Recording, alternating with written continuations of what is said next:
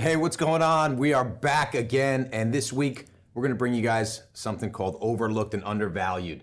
But this was Carlo's idea, so Carlo, why don't you tell us what's going on? Do it, dude. What do you got? I mean, it just seems like people are always asking us who's undervalued, who's overlooked. It surprises me sometimes how some of these players, current and some of the greats, just kind of slip through the cracks. So, I mean, I think we should identify some. Well, what's the difference, though, between an overlooked and an undervalued player? That's a great question. Sometimes I think it's one and the same a little bit. But, look, like, to me, overlooked, it's a guy he's crushing it, right? And, he's putting up the stats, his team's winning. Why is he overlooked? Undervalued, some of these guys, they have the pedigree. Why don't their cards sell as well as some of their contemporaries who they seem to be better than? Okay. You know what I mean? Yeah, do you want to tee it off? Want to give us an example? Tee us off. I mean, look, for me, overlooked, I think of the Joker, man. I think Nikola Jokic, man. Nikola. Right? Nikola. Look, listen, reigning MVP. I'm a homer. I love Joel Embiid. To me, he should be the MVP again. Like I said, and I love Embiid. I look at this guy. He's top 10 in points, rebounds, and assists. He's number 1 in player efficiency rating. His team sucks. Jamal Murray, MPJ, they haven't played one game each this year. Somehow they're right in the mix and in the loaded West. But still, he puts up insane numbers. Right. I was doing the research. He's only had 6 cards selling 5 figures. But I was actually going to ask, like, what's the Joker card to go? Exactly, and that's just a thing. Somehow, there's a bigger picture here with bigs and centers that I'll get into. But to me, Jokic, he's almost positionless. I mean, he brings the ball up. He leads the team in assists. But, how can a guy that's this good, that's the reigning MVP, somehow only have 6 cards that sold for $10,000 or more? Could be his market, probably like Denver, meaning it's just kind of like off the map a little bit where you don't really see him like you would see other players in big market cities, or I don't know. I just think that because his NBA stats, I know, but his stats are insane. Though. I mean, his stats are insane. I look at John Morant's exploding. He plays in Memphis. You know what I'm saying? Right. I mean, there's definitely some. I guess Dallas maybe is a bigger market, but it's the Joker, man. Like, I think there's something to say about. He's got that awkward body, and come on. I think people like players. He's got some style. Right. I think there's like a lot more. He doesn't really have style. He's just nobody likes the big fundamentals, right? Like Tim Duncan. Right. Maybe because I'm bigger than you guys, I tend to favor the bigs. But like, dude, to me, like, you like the groups. Is he bigger than us? I'm not. Yo, listen, to me, the flash I like are his numbers. Like, the numbers don't lie. Top 10 points, rebounds, and assists. Number 1 player efficiency rating. Reigning MVP. Doing it better this year. What else? Come on. Okay. I like it. Pretty good. I like it. Go ahead, Dave. No, I'm going. All right. I'm going to baseball. So you might not even know this guy. This is one that you guys might not be so familiar with. So Byron Buxton. So I think for probably like half the people watching, you probably not even heard of him. That's how crazy this is. This guy is a 5-tool perennial all-star type of player. So I followed this guy back years and years ago. So he was highly touted. He was highly touted. One of the most highly touted prospects we've seen in generations, honestly. He was the number 2 pick in the 2012 draft. But when he was coming out, all people talked about were his tools. Right. So in baseball, people don't know there's 5 tools. Very few players have 5 tools. You can have so it's hitting for power, fielding, arm strength, and then just all around ability, like in the field, arm things strength, like that. Speed. He's got speed. Okay. Speed's huge. So speed's like one of those things that you can't teach speed. So a lot of people might have power. They might have this, might have that. But you take away the speed factor, and all of a sudden they're just not that 5-tool player. Who are some 5-tool guys? Mike Trout, okay, there you Willie go. Mays, right. like guys like that, Mickey Mantle, guys who are just all around. Ken Griffey Jr., all around, just an unbelievable player. And you're graded on each of these factors. And Byron Buxton coming out was off the charts across the board in all of those. So people were talking about this guy like, he could be unbelievable. And little by little, I think what's happened over his career, you've seen like little glimpses of how great he could be. And then he got hurt. He's a balls to the wall kind of guy. He goes nuts. He goes absolutely insane. He's one of the best center fielders I've ever seen in my entire life. If you watch him, he's multiple Gold Glove winner. But if you watch him in the actual field, he's running through fences. He's diving. He's throwing his body everywhere. So with that has come injuries. So he's never had a full season in the MLB yet. But if you look at what he's put up last year in 61 games, he had 19 home runs and 25 doubles. Wow. If you project that over a full season, you're looking at 50-plus home runs, 60-plus doubles. Of course, that's a crazy pace. Sounds like J.D. Drew right now. J.D. Drew. You got to be kidding. But I'm saying, when you look at these young prospects coming up, who are, they're red refractors, whatever the case may be, are doing hundreds of thousands of dollars, and they've never proven that anything. They've never even played at all. He just signed a $100 million contract on potential. That's what it is. He's never played more than half a season, and he's still signed a $100 million plus deal. That's because of his talent. That's and he's still young. He's still young. He's 27 years old. Like, he's still got years and years left in his prime. And I think if you see I'll be bold, one full season, he will be the MVP this year. Wow. That market down right now. Krupa's bold predictions, baby. You Maybe next week. Bold predictions next week. It's like 1,000 to 1 odds. You should place that bet. I'm not saying any other ifs. Say it right into here. Right into here. No ifs. All he has to do is play 150 games, and he will be the MVP. End of story. That's all you need to know. I'm just gonna drop it on that. All right. Compelling. Go ahead. What do you got, Dave? Okay. Well, I'm talking about someone who's probably not going to win the MVP this year, but I believe that he's certainly overlooked, and that's just because of the last few seasons. But I'm talking about Miguel Cabrera. Oh, hell yeah. Miguel Cabrera. All-timer. This guy is only a few hits away from 3,000 career hits. Yep. Which he already got to 500 homers. And a lot of people, after a few years ago when he had a really rough season, he couldn't get the ball out of the park, they were like, is this guy going to even get? I had emails. People are like, is he going to get 500? I'm like, he has 4 years on his contract, and he has 20 home runs to go. I was like, I'm going to take that bet. So he actually still has this season and next season on his contract. He's only a few hits from 3,000. How old is he now? He's got to be. He's up there. He's up there. He's not. Well, here's what's crazy is his rookie cards are 2,000. Albert Pujols, who's 42, 45, whatever it is, 47. His rookie year was 01, and he came up as a 21-year-old. So Cabrera came up, he was signed 16-year-old. He came up at 19. He's been in the league for a while. Triple Crown, 2 MVPs. But this is a guy nobody's really talked about the last few years. Next year, depending on what he does, I still think he's capable of hitting 20 home runs, getting up to that 530, 540, 550 number. I mean, I don't know about 550, but even so, 520, 530. He's going to start approaching guys like Mickey Mantle and Ted Williams and all sorts of all-time greats. And he's got the 3,000 hits. He hits for average. I was just going to say, that average is a huge factor. Yeah, and it's just such an the exclusive prospects, club. the guys are spending more money on guys who've never 100%. played, and you're talking about one of the greatest pure hitters. Just Ever. He plays in Detroit. I mean, he did win early, but it was with the Marlins. So even in Detroit, he doesn't get the fan love as if he was in New York. But I mean, how can we not all agree Miguel Cabrera is absolutely top 10 greatest hitter in my opinion, like one of the greatest hitters ever. Just Especially in our generation. I mean, it's we're going to Pujols are probably the 2 best. Right. Yeah. And we're going to hear more about him, which is why right now we're talking overlooked, but just wait, a month from now it's going to be Cabrera this, Cabrera that, and then his final season, if he's healthy and he has a farewell tour, that's going to be huge. So I'm looking and Miguel Cabrera his right now. top traded, the rookie auto, that's like his, premier card. It's like what, maybe 10, 15K right now, which is insane compared to when you were thinking about like compared to the Pujols refractor that we just got 300 plus and all this. plus, I mean, it's not even like in the same realm. You're not even Overlooked close. and undervalued. Yeah, it's man. like you hit both categories there. That's spot on. I win. Yeah, I win. no, you got that one. So. Wrap it up now. Good job, dude. All right. Great talking to everybody here. But Carlo, man, take us on the Look, I mean, undervalued to me is a bigger category, no pun intended. To me, it's the bigs in the NBA. They get no love. loves the big. He loves bigs. He's a big. I do. I mean, I look at someone who's random, who's one of my favorite players, is Malone, right? Oh. Like no one cares. No one cares about him. Who's that? You're right. Exactly. All right. Exactly. He's an old timer. He's just a guy that sure went to work every day. But I just everyone's obviously obsessed with Giannis, obsessed with these guys. Malone. Right. The other Malone, dude. Moses, first player out of high school, 3-time MVP, back-to-back MVPs on different teams. He took a team under 500, took him to the finals.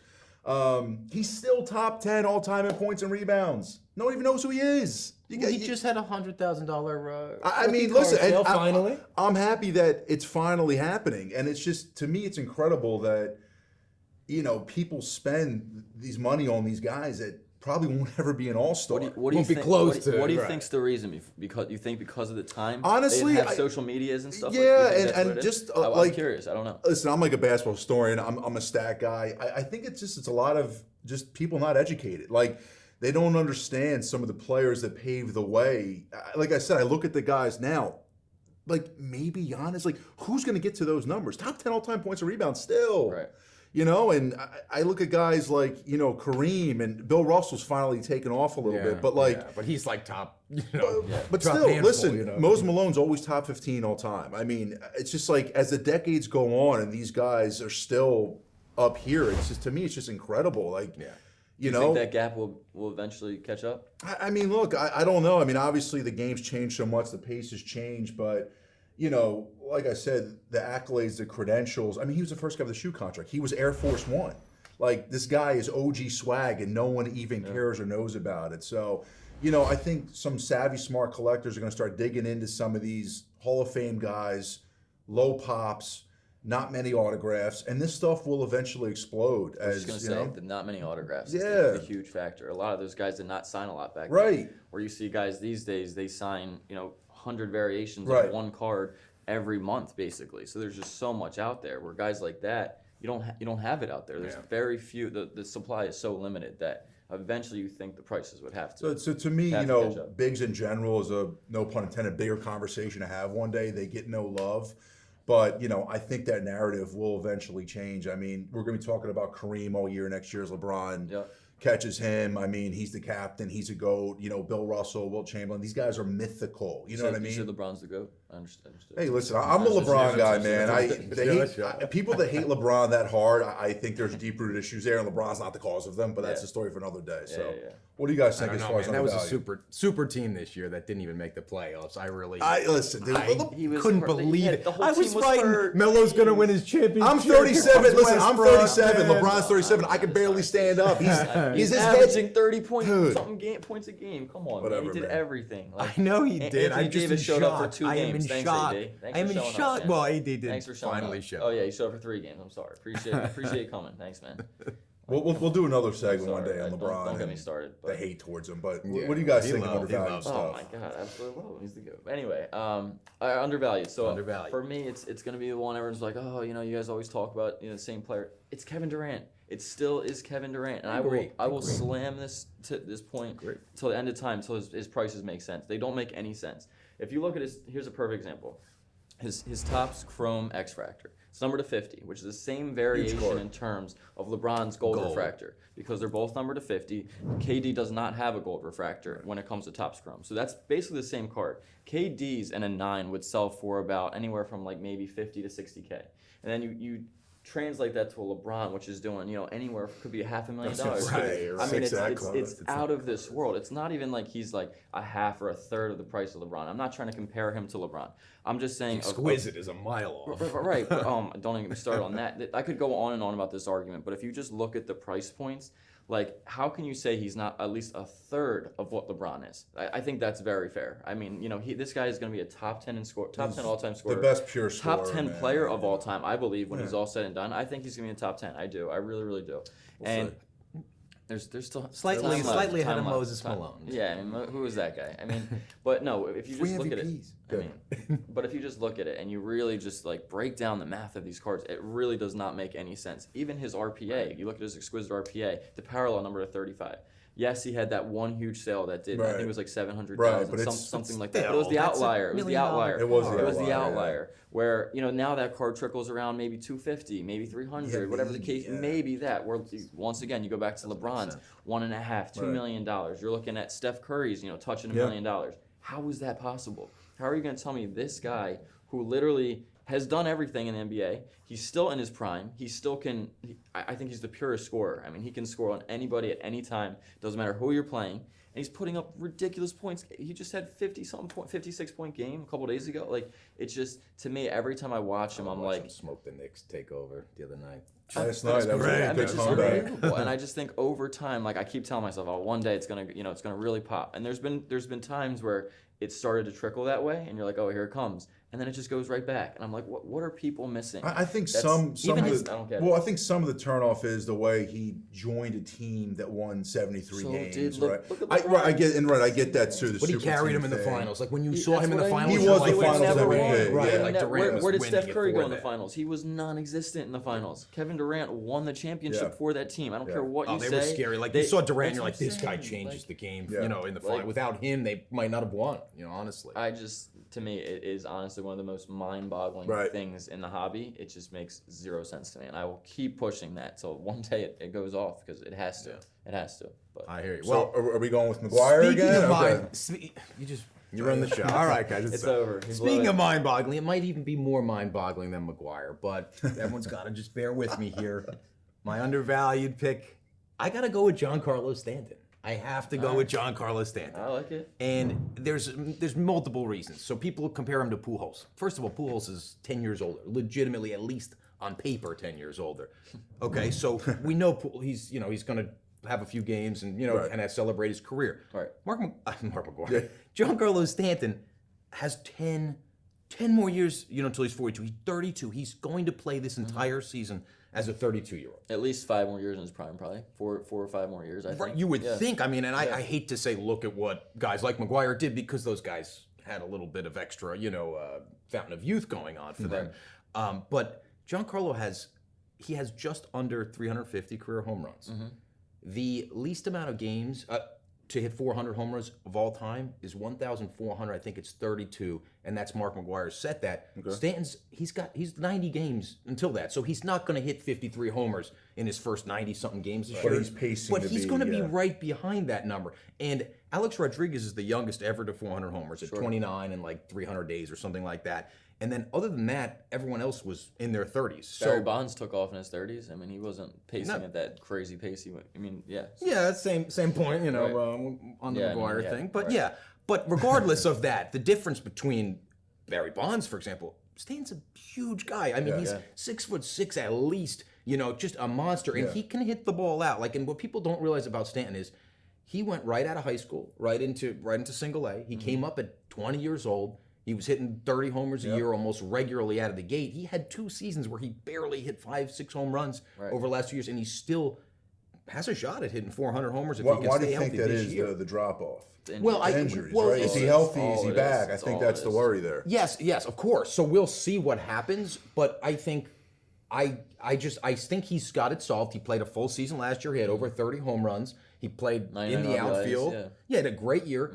I think the reason for the drop-off is he went to the Yankees after an MVP season. Him and Judge, these guys are going to be the most prolific home run hitting teammates of all time. It's the new Bash Brothers, man. Right. We were going to see this crazy thing. His values went nuts. Everyone went crazy. The other Bash Brothers there. And then all of a sudden, he had a bad 38 home run, 100 RBI season in New York. And it was only because he was not clutch. He had a 5 strikeout game when his first couple games, even though he started his career with 2 home runs in his first game, he just wasn't clutch for the Yankees. And you literally, as a Yankee fan, are thinking, man, I'd rather see Derek Jeter, who hit 200 career home runs, up at the plate right now than this beast Stanton in the playoffs or in a tough spot. Now, last year, what he did against Boston in the one game, unreal. He would have had 3 homers in any other park. I mean, unfortunately, the wall was so dang high. But excuses. I know. Look, it happens. If he's 6'6", whatever, he should whatever. Okay, but let's just say he hit those 3 home runs and the Yanks win that game, and then all of a sudden he's swinging the hot bat. They go in the playoffs. The guy goes crazy. It's all about. We're right back to the Yankees. Okay, that's fine. That's fine. But that would have obviously happened. So we have more time to see that stuff happen. So all I'm saying is, let's look at the values right on Stanton. Stanton's gold Bowman Chrome rookie card is probably what, $5,000, $7,500. Yeah. Tatis gold, what is it, $75K? I mean, are you like? I think kind of what we're all saying here is a lot of it's. I mean, look, obviously people buy on the future. They buy on the unknown. The unknown is attractive, right? And other than that, it's not understanding the big scheme, like the grand scope of things. Like you said, a lot of you dug in, like you see where he's at statistically. Same thing with Miggy. Like these guys are historical. And a lot of these prospects aren't going to pan out. So you're right. I mean, it seems like they're smart buys. I'll take my chances on what happens with Stanton over the next 5 years as of maybe what happens with Acuna. Although I think he's going to be a phenomenal player, we don't know if he's going to hurt himself again, have one bad season or two, and all of a sudden it's like, do something stupid off the field. You never know. I think what they hate Stanton for is unfair. They only are so hard on him because of his contract. He had, at the time, he set the precedent of like one of the biggest contracts. Right now, it's a good deal because the Marlins were carrying the money. The Yankees are paying like nothing. If I'm a Yankees fan, I love the deal. Back then, people were like, "Are you crazy to spend $200 million plus on a guy?" That was just kind of unheard of when it happened. He kind of set that path. But so people are holding him to this contract. They're saying, okay, well, you can't just do 30 home runs and 100 RBIs. Yeah. I need 50 home runs and 150 RBIs to make up for you being worth that. But when do the That's not Yankee fair. fans It's then not say, fair. hey, look what this guy did in the one-game playoff against Trust Boston? me, He was the only guy that And how showed about up. You know what I mean? The postseason before that. He was one of the 6 hottest players homers in ever, the 6 first homers in 4 in the games. division series. In 4 Right. games. That's like I mean, he's it's continued insane. to actually show up. But They like the Yankees. Short They memories. like the Yankees. Short I'm memories. just saying I'm totally on We that. got It's time, not though. just as a Yankees fan though. That's just as a baseball fan, because what that guy can do, I think he gets cold. There's no question about it. When he gets cold, he gets really gets hot, really though, too. cold. He's But a when true gets- power let hitter, me man. finish that. I was gonna say when he gets hot, he gets hotter than anybody in the. I've ever seen. Like Anyone. him on a hot streak. Anybody. Name any other player in the Nobody. history of the game when you're watching Stanton on a hot streak. The For Big Hurt, months. baby. No shot. Hey, look, Big Hurt was the back-to-back. That's game. my What guy, is he He's doing? doing eugenics all the time. He's a Hall of Famer, and Dude, he's I love Frank all I Thomas. see man. that Look, guy I think he's an all the undervalued time. one Of too. course you he know. is, Oh, man. please. The no Big name. Hurt. Oh, hey, Big Hurt. I'm like, oh my gosh. Awesome. Well, everyone, thank you guys so much for tuning in. We have a big Jackie Robinson special auction right now on Goldin.co. Hopefully you guys found some interesting, valuable. Obviously, Carlo had some interesting ones. We all get a little creative. But, man, we'd love to see you guys next week. See you guys.